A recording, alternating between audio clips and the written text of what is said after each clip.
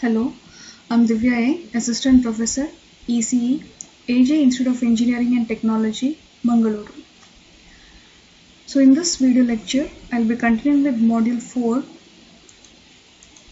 That is, I'll be explaining about active optical components and tunable light sources. Active components require some type of external energy, that is either to perform their functions or to be used over a wider operating range than a passive device. So these devices include variable optical attenuators, tunable optical filters, dynamic gain equalizers, optical add-drop multiplexers, polarization controllers, dispersion compensators. So first, I'll say about the MEMS technology. So MEMS is the acronym for micro electromechanical systems. So here micro is missing. So please note that MEMS is the acronym for micro electromechanical systems. So these are miniature devices that can combine mechanical, electrical and optical components to provide sensing and actuation functions. So MEMS devices are fabricated using batch processing techniques and range in size from micrometers to millimeters.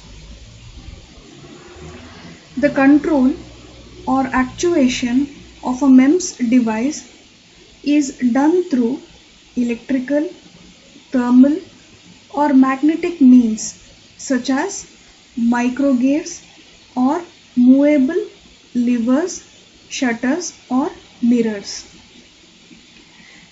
The devices are used widely in automobile airbag deployment systems, in inkjet printer heads, for monitoring mechanical shock and vibration during transportation of sensitive goods, for monitoring the condition of moving machinery for preventive maintenance, in biomedical applications, for patient activity monitoring and pacemakers.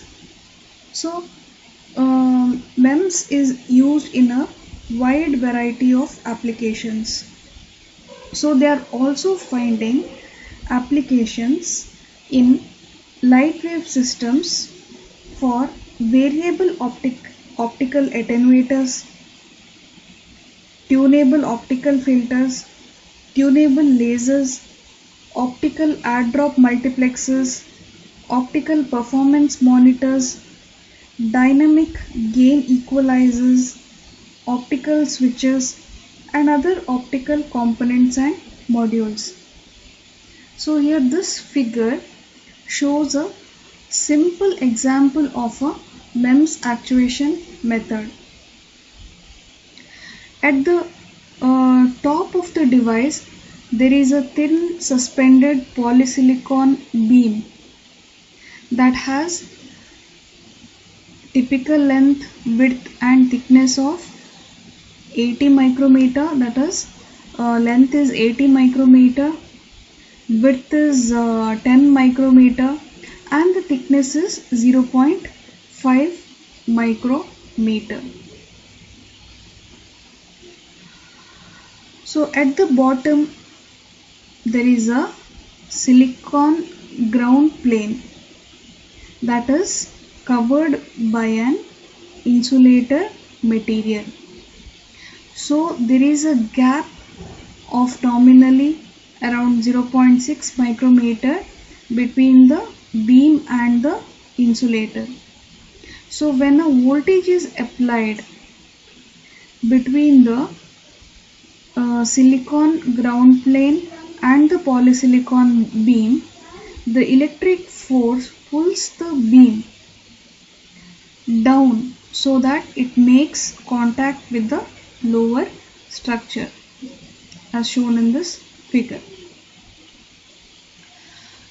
So initially MEMS devices were based on standard silicon technology, which is a very stiff material. So stiffer the materials, higher the voltages required in order to achieve a given mechanical deflection. So current MEMS devices, they are being made with highly compliant polymeric materials that are as much as 6 orders of magnitudes less than the silicon.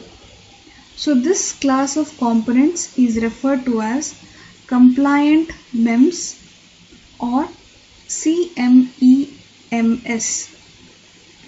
This technology employs a soft rubber-like material called an elastomer.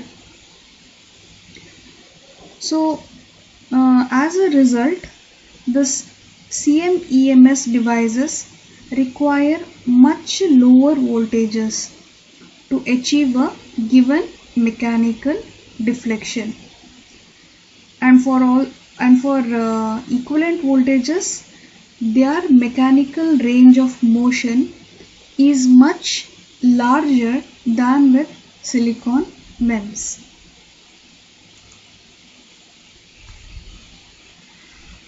So now coming to the first active optical component, that is the variable optical attenuators.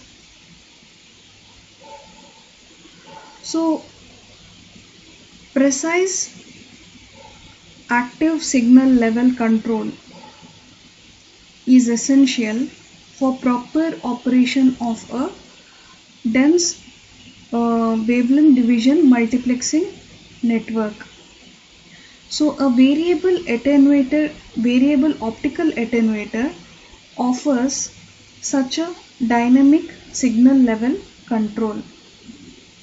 So this device attenuates optical power by various means to control signal levels precisely without disturbing the other properties of a light signal.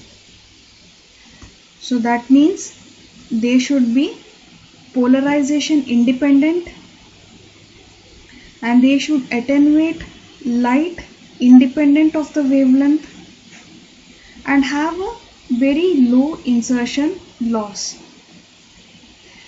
And also they should have a dynamic range of 15 to 30 dB.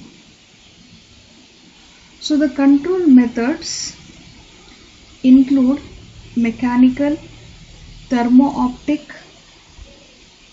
MEMS or electro-optic techniques. So the mechanical control methods, they are reliable, but they have a low dynamic range and a slow response time. And speaking about thermo-optic methods, they have a high dynamic range, but they are slow, and they require the use of thermoelectric cooler, so which may not be desirable.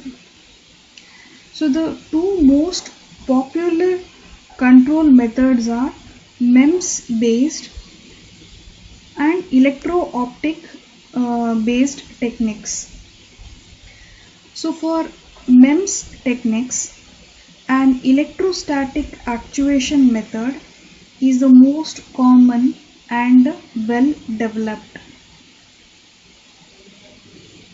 Since In this method,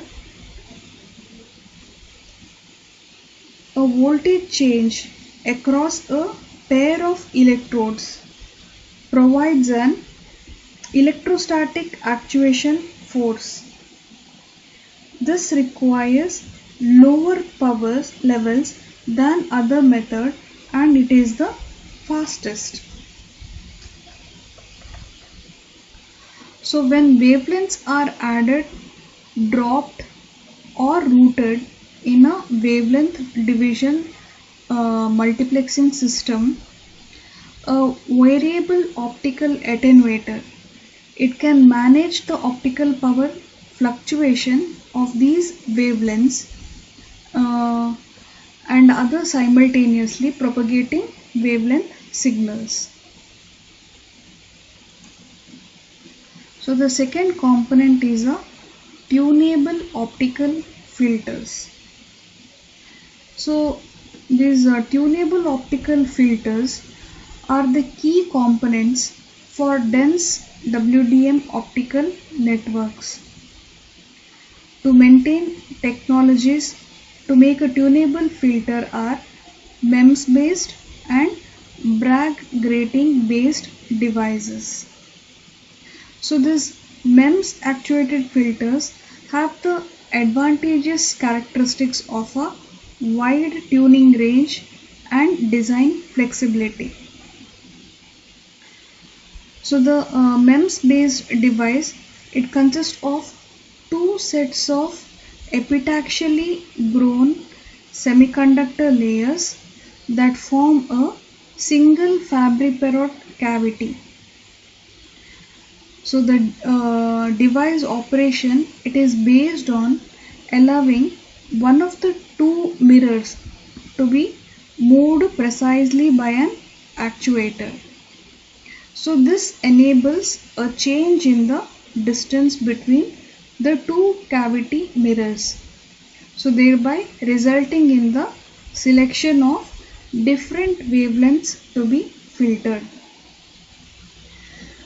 Now fiber Bragg gratings are wavelength selective reflective filters with the steep spectral profiles as it is shown here in this figure. So tunable optical filters based on fiber Bragg gratings involve a stretching and relaxation process of the spacing in the fiber grating, and that is in the periodic variation in the refractive index along the core. So since glass is a slightly stretchable medium, as an optical fiber is stretched with the grating inside of it, the spacing of the index perturbations and the refractive index will change. So this process, it will induce a change in the Bragg wavelength, thereby changing the center wavelength of the filter. So the such optical filters can be made for the S, C and L bands and for operation in the 1310 nanometer region. So this stretching can be done by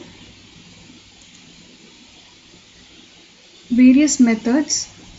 So that is, it can be done using a thermomechanical method or by piezoelectric method or stepper motor means. So the first one here is the thermomechanical method.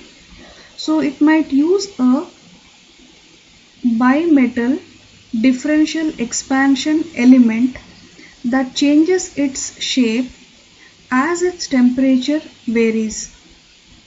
So here the high expansion bar changes its length more with temperature than the low expansion frame. so thereby leading to temperature induced length variation in the fiber grating. So this method, that is the thermomechanical method, it is inexpensive but it is slow. It takes time to stabilize and has a limited tuning range. The second method is the piezoelectric technique. So this uses a material that changes its length when a voltage is applied. Although this method provides precise wavelength resolution, it is more expensive, complex to implement, and has a limited tuning range. Then the next method is the stepper motor method. So in the stepper motor method, changes the length of the fiber grating by pulling or relaxing one end of the structure. So it has a moderate cost, it is reliable and has a reasonable tuning speed. So applications of these devices, they include gain tilt monitoring in optical fiber amplifiers, optical performance monitoring in central offices, channel selection at the receive side of a WDM link, and the suppression of amplified spontaneous emission noise in optical amplifiers. The next component we have is the dynamic gain equalizers. So the dynamic gain equalizer, it is used to reduce the attenuation of the individual wavelengths within a spectral band. So these devices are also called as dynamic channel equalizers or dynamic spectral equalizers. So the function of a or their applications include flattening the non-linear gain profile of an optical amplifier, compensation for variation in transmission losses on individual channel across a given spectral band within a link, and attenuating, adding or dropping selective wavelengths. So these devices operate by having individually tunable attenuators. So here this figure shows how a dynamic gain equalizer equalizes the gain profile of an erbium doped fiber amplifier. So the operation of these devices can be controlled electronically and configured by software residing in a microprocessor.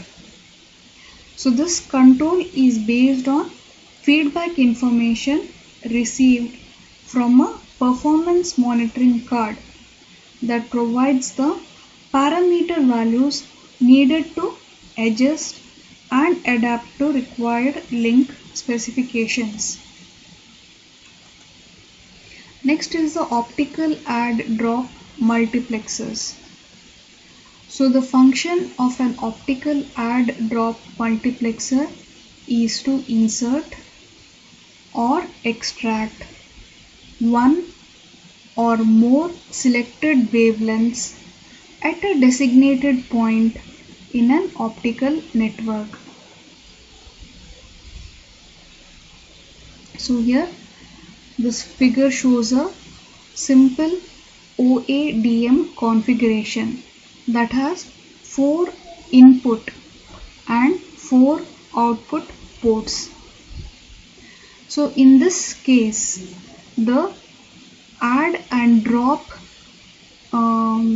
functions are controlled by the MEMS based miniature mirrors. That is MEMS controlled miniature mirrors that are activated selectively to connect the desired fiber paths. So when no mirrors are activated, each incoming channel passes through the switch to the output port. So incoming signals can be dropped from the traffic flow by activating the appropriate mirror pair. Now for example, to have the signal carried on wavelength lambda 3 entering port 3, it can be dropped to port 2D. So in order to do that, the mirrors are activated as shown here. So now when an optical signal is dropped, what we can notice is that another path is established simultaneously, allowing a new signal to be added from port 2A to the traffic flow. So there are many variations on optical add-drop device configurations depending on the switching technology that is used. However, in each case, the operation is independent of wavelength, data rate, and signal format.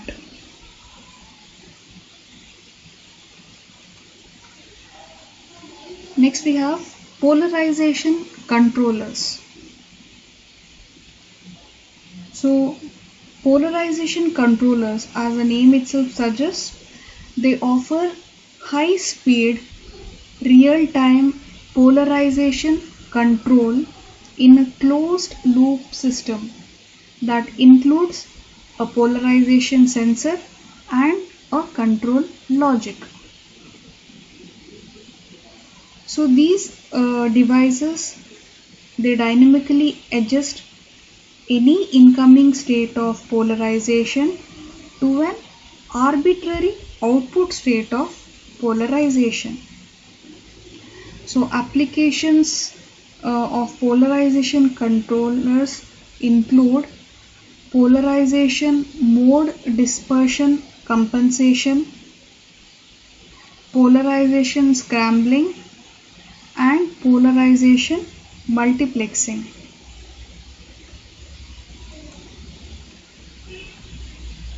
So the next active component is the chromatic dispersion compensators. So chromatic dispersion, these chromatic dispersion, it causes pulse broadening, which leads to increased bit error rates. So dispersion management can be done using a dispersion compensating fiber, which operates across a wide spectral range. So and after that, fine tuning can be done by means of a tunable dispersion compensator to correct for any residual and variable dispersion. So the device for achieving this fine tuning is referred to as dispersion compensating module. So this module can be tuned manually, remotely, or dynamically. So manual tuning is done by a network technician before or after installation of the module in telecommunication racks. By using network management software, this process can be adjusted remotely by a network operator.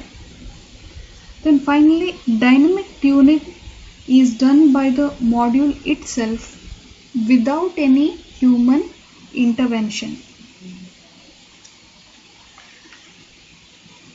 So one method of achieving this dynamic chromatic dispersion is through the use of a chirped fiber Bragg grating.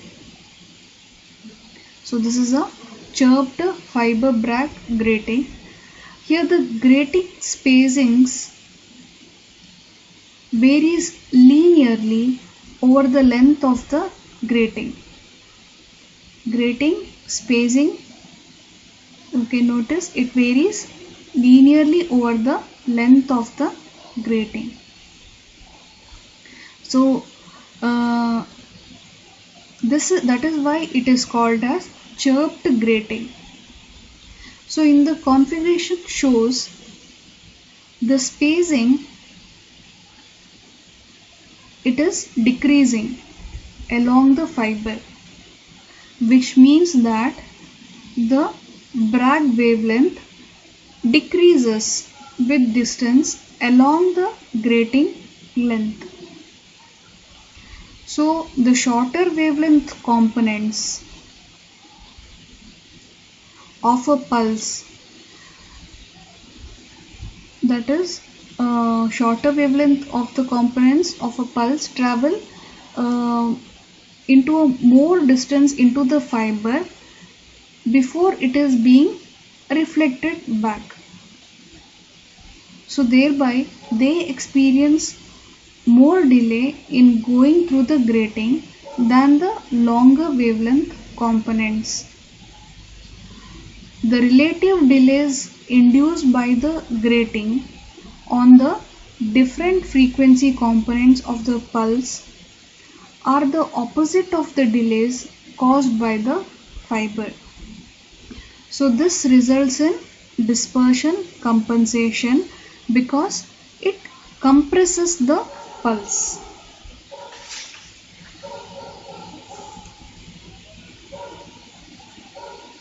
So moving on to tunable light sources.